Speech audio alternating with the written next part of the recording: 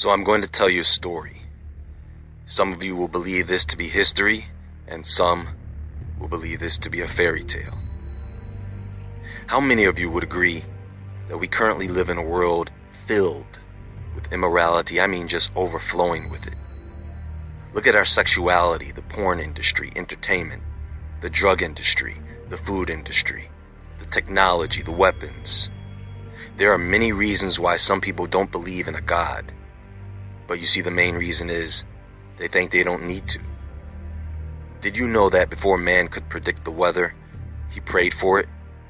He didn't know how it worked. He just knew, for example, that if it rained when he needed it to, it was a blessing.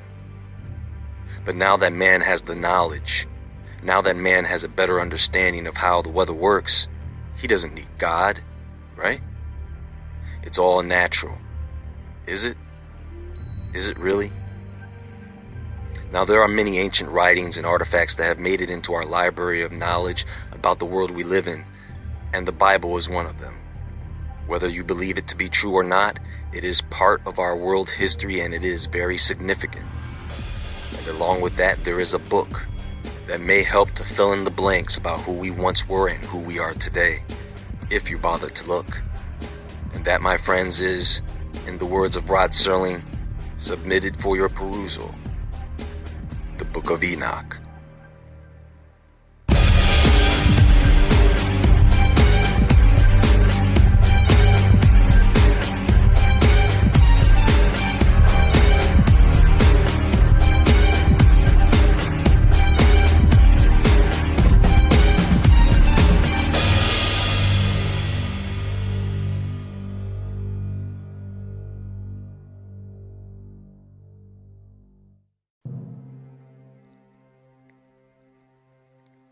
How many of you have seen a magician or illusionist and have been in awe at the sight of their illusion? You see, you know it's an illusion. You know it's a trick. But because you do not know how it works, to you it's magic. Oh, there must be some explanation. Yes, there is an explanation. But once it is explained, it is no longer magic. It is science. Isn't that interesting? So here's the story. Enoch. And if you don't know who Enoch was, he was the son of Jared from the 7th generation of Adam. Enoch, or Hanok in Hebrew, was the father of Methuselah and the great-grandfather of Noah.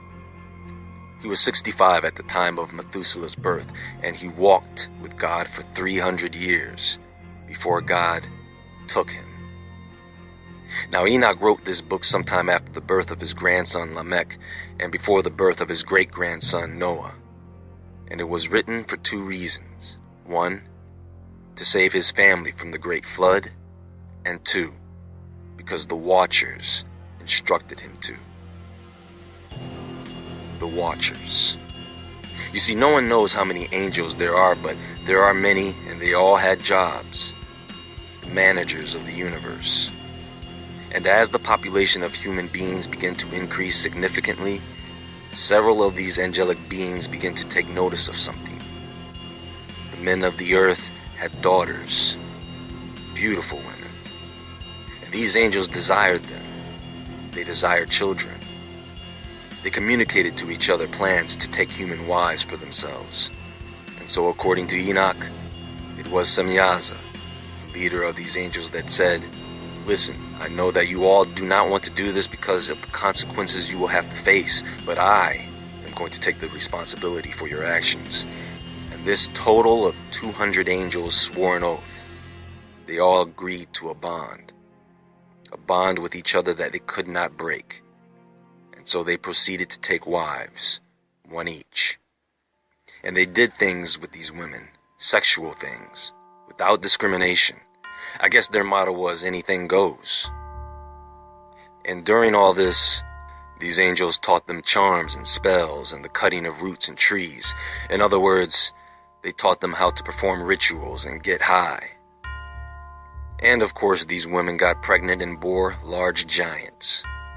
And their height was 3,000 cubits.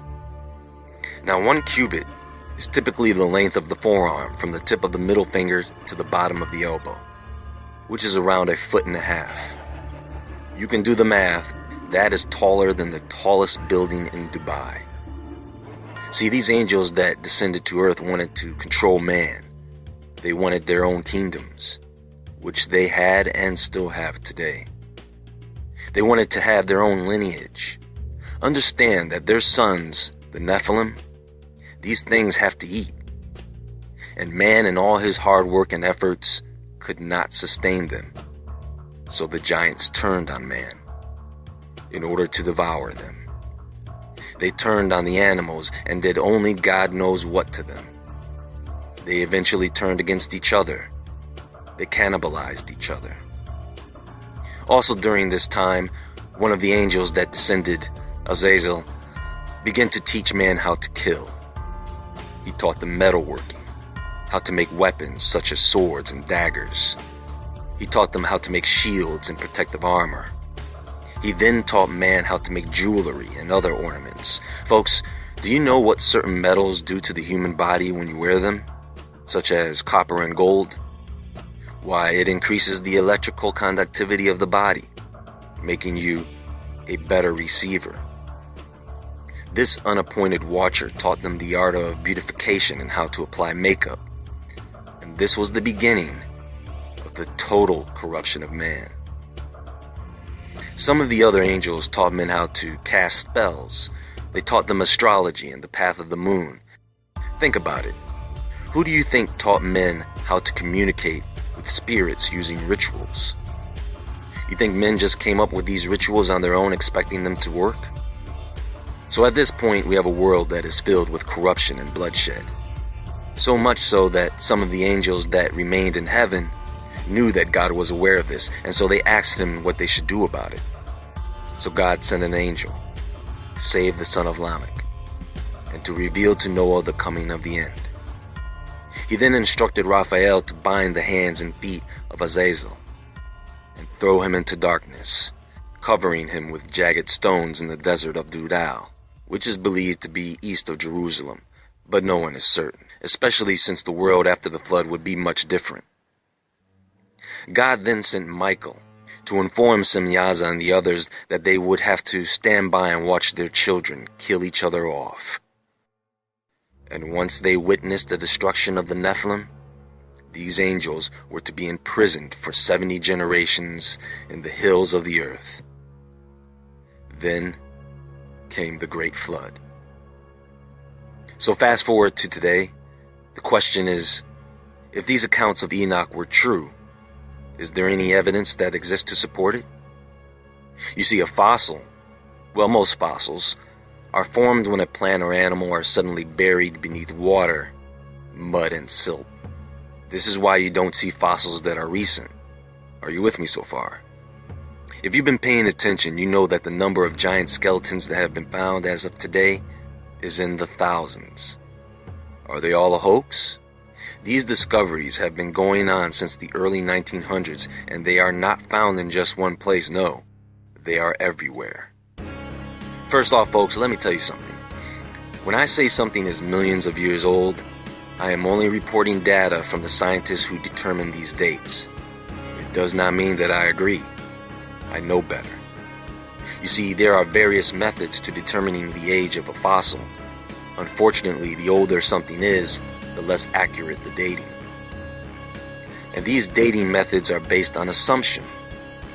They assume uranium-238 has a half-life of about 4.5 billion years, based on a standard that was created back in 1971. Assuming that the uranium-238 to uranium-235 ratio has been constant since the forming of the Earth. The truth is, it varies from rock to rock. How about explaining to me why they find carbon-14 in coal, diamond, and dinosaur bones, when carbon-14 has a half-life of 5,730 years? By the way, they don't just find giant skeletons. They find giant weapons, spearheads, axes, swords, footwear, giant steps. Look at all the megalithic structures around the world, folks. Someone had to lift these things. Look at the giant stone balls they found in Costa Rica, Bosnia, New Zealand, North Dakota, I am inclined to believe that these were actually used as weapons, hurled through the air by giants using a very large catapult, or even a handheld slingshot or handheld catapult like the ones you see in this art piece. Some geologists actually want you to believe that some of these spheres are concretions formed naturally over millions of years. Come on, man. You know, I try to give geologists and other scientists a chance, but they always come up with this garbage. Now, if the Nephilim died off in the flood, it does not mean that their spirits, which were half angel, just vanished. What if the spirits of the Nephilim were released into the world to become what we know as evil spirits or demons? We see the rise of giants after the flood. What lineage were they from? Of what lineage were the six-fingered, six-toed, red-haired giants of North America, the Kandahar giant of Afghanistan? Of what lineage are all the polydactyl celebrities and athletes? And I'm talking about people who are quite famous today.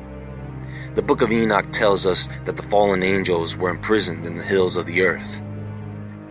Could it be that these imprisoned watchers have something to do with the increase of earthquakes, volcanism, and the sinkholes around the world? Only time will reveal the truth, and I believe that time is upon us. And even if you don't believe in the Bible or Book of Enoch, in this day and age of corruption, it may be a good idea to read through some of these texts just for the sake of morality.